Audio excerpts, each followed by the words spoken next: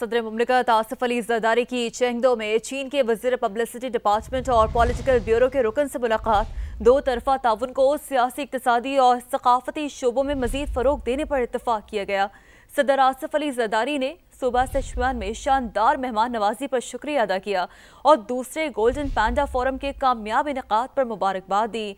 ली शॉली ने सदर जरदारी को चीन आमद पर खुशामदीद कहा और उन्हें सदर शी जिनपिंग की नेक तमन्नाओं से आगाह किया। ली शॉली ने इस आज़म का इजहार किया है कि पाकिस्तान और चीन हमेशा मजबूत भाई रहेंगे। दोस्ती मजीद मुस्तहकम और फरोग पाएगी।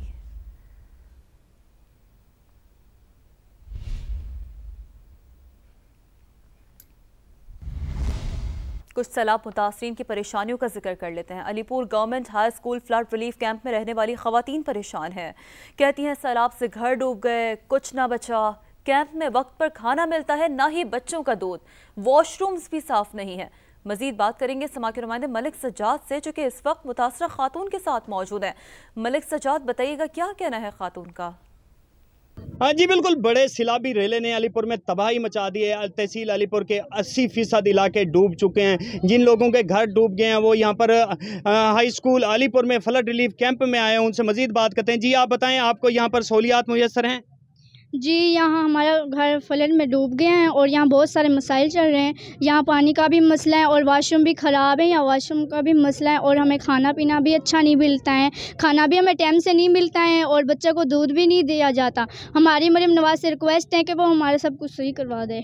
यहाँ जो मुतासरीन है उन्होंने वज़ीर आला पंजाब मरीम नवाज से ये मुतालबा किया है कि इसका नोटिस लिया जाए और हमारे छोटे बच्चों को दूध फराम किया जाए और वाशरूम भी यहाँ पर मुहैया कराए जाएँ। जो यहाँ पर ख़वातीन रह रही हैं उनको जो मसाइल दरपेश हैं वो हल कराए जाएँ और जो खाना है वो भी टाइम पे दिया जाए। जी अपडेट से शुक्रिया आपका। बराह रास्त आपको दिखाते हैं बावलपुर में DGPDM इरफान अली काठिया प्रेस कॉन्फ्रेंस कर रहे हैं।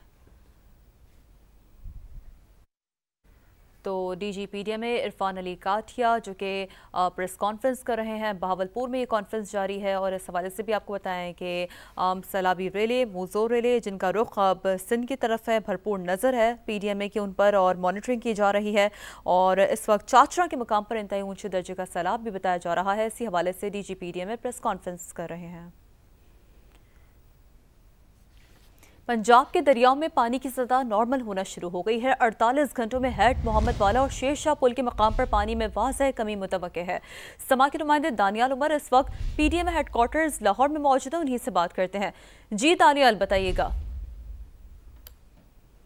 देखिए, बिल्कुल provincial disaster management authority Punjab के मुताबिक अब जो पंजाब के अंदर गुजरने वाले तीनों दरिया हैं, रावी, सतलुज और चनाब, उनमें सूरत हाल अब आहिस्ता आहिस्ता से नॉर्मल सतह की जानिब जा रही है। पंजनत एक ऐसा मुकाम है जहाँ पर इंतहाई ऊंचे दर्जे का सैलाब है। 5,75,000 क्यूसिक जो है वो इस वक्त पानी का बहाव है, जबकि जो हेड मोहम्मद वाला है उसके मुकाम पर इस वक्त जो पानी का बहाव है वो 410 फुट है, जबकि उसका जो इंतहाई दर्जा है वो 417 फुट है। इसी तरह जो शेरशाह ब्रिज है वहाँ भी इस वक्त जो पानी का बहाव है वो 392 फुट है, जबकि उसका भी इंतहाई दर्जा जो है वो 393 फुट है। जबकि PDMA के मुताबिक आइंदा 48 घंटों में इन दोनों मुकामात पे, शेरशाह ब्रिज और हेड मोहम्मद वाला पे, जो पानी की सतह है वो नॉर्मल होना शुरू हो जाएगी। इसके अलावा जो पंजाब में बाकी दरिया जहाँ पर इंतहाई ऊंचे दर्जे का सैलाब था, अब से कुछ दिन पहले जो सूरत हाल थी वो बहुत ज़्यादा वहाँ पर जो है वो ख़तरनाक थी और बहुत सारे लोगों को वहाँ से रेस्क्यू भी किया गया। अब वहाँ पे भी आहिस्ता आहिस्ता जो सतह है वो नॉर्मल हो रही है।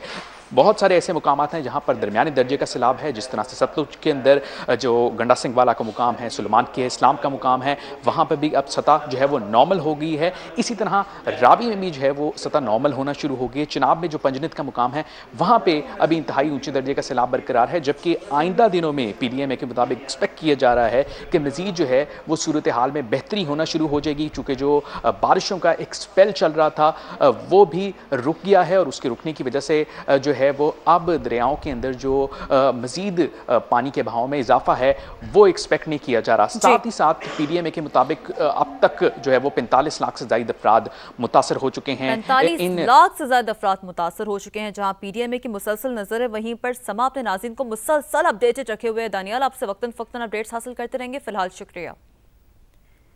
लाहौर के इलाके चुंग में मौजूद खैमा बस्तियों की तादाद कम होने लगी है। हुकूमत की तरफ से लगाए गए कैंप्स में भी मुतासरीन की तादाद में कमी आ गई है। बात करेंगे सामिया सईद से, जो कि इस वक्त चुंग के सरकारी रिलीफ कैंप में मौजूद हैं। जी सामिया, बताइएगा, लोग अपने घर मुंतकिल हो रहे हैं, घरों को वापसी हो रही है?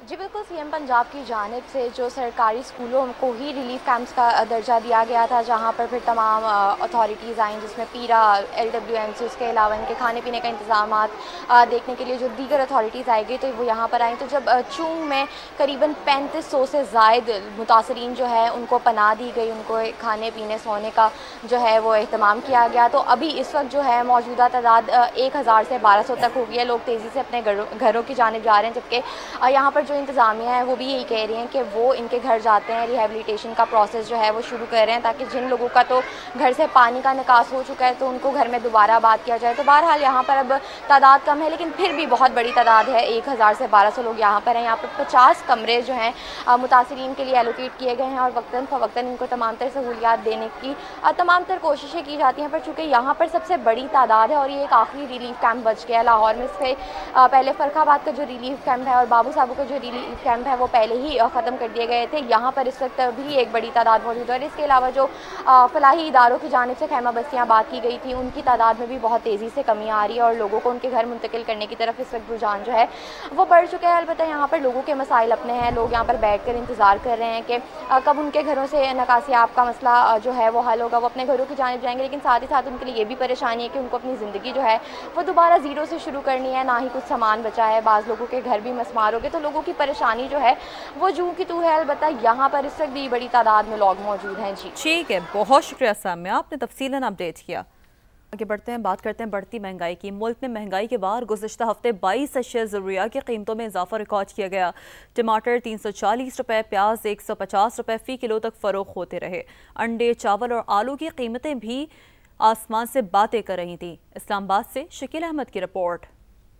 सैलाब ने महंगाई की आग पर तेल छिड़क दिया। एक हफ्ते के दौरान 22 अशिया ज़रूरिया की कीमतें बढ़ गईं। वफाकी इदारा शुमारियात के मुताबिक प्याज, टमाटर, आलू, चावल, अंडे और चीनी महंगी होने वाली अशिया में शामिल हैं। दाल, मूंग, माश, LPG, लकड़ी, कपड़े की कीमतें बढ़ गईं। एक हफ्ते में प्याज 12.17% महंगा हुआ। औसत कीमत 90 रुपए किलो रही। तहम मुख्तलिफ शहरों में दाम 150 रुपए फी किलो भी रिकॉर्ड किए गए। इसी तरह टमाटर 10.47% महंगे हुए। औसत कीमत 226 रुपए किलो रही। तहम वफाकी इदारा हुकूमत इस्लामाबाद में टमाटर 340 रुपए फी किलो की बुलंद सतह पर भी फरोख्त हुए। गुज़श्ता हफ्ते आलू 3.57%, चावल 1.63%, अंडे 1.52% महंगे हुए। चीनी 175 से 195 रुपए फी किलो फरोख्त हुई। मजमूई तौर पर महंगाई में 0.2% की मामूली कमी आई। सालाना शराब 5.03% रिकॉर्ड की गई। रिपोर्ट के मुताबिक गुज़श्ता हफ्ते 20 किलो आटे का थैला 226 रुपए कमी के बाद 2294 के बजाय 2068 रुपए का हो गया। मुख्तलिफ शहरों में 20 किलो का थैला 1810 से 2400 रुपए के दरमियान भी फरोख्त हुआ। एक हफ्ते में जिंदा ब्रायलर मुर्गी की कीमत में 15 रुपए फी किलो कमी आई। औसत कीमत 472 रुपए से कम होकर 457 रुपए पर आ गई। गुज़श्ता हफ्ते 4 अशिया ज़रूरिया की कीमतों में कमी आई, जबकि 25 अशिया ज़रूरिया की कीमतों में इस्तेहकाम रहा। शकील अहमद, समा, इस्लामाबाद।